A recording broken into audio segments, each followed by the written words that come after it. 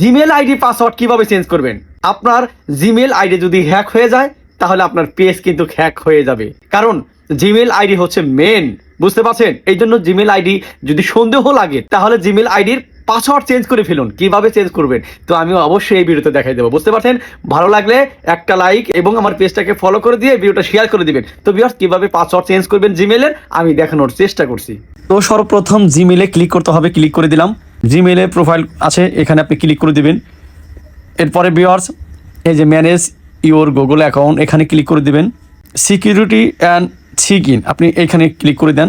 এরপরে ভিউয়ার্স দেখতে পাচ্ছেন এই যে পাসওয়ার্ড, এখানে আপনি ক্লিক করে দেন। এখানে যে আপনার আগের পাসওয়ার্ড ছিল সেটা বসাতে হবে, তো আমি বসাবো এখন। ঠিক আছে, আমি পাসওয়ার্ড বসাই দিলাম। এখন নেক্সটে ক্লিক করবো, কন্টিনিউতে ক্লিক করে দিব।